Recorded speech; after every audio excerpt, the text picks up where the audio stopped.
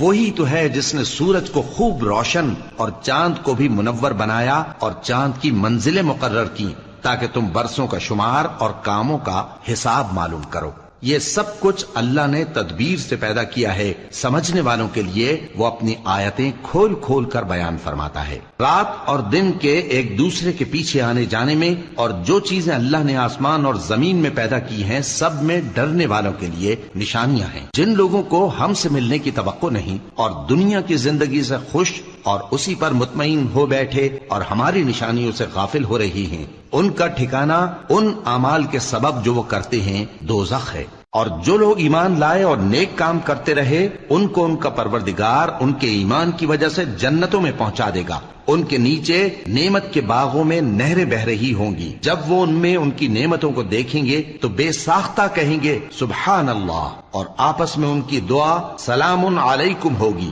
اور ان کا آخری قول یہ ہوگا کہ اللہ رب العالمین کی حمد اور اس کا شکر ہے۔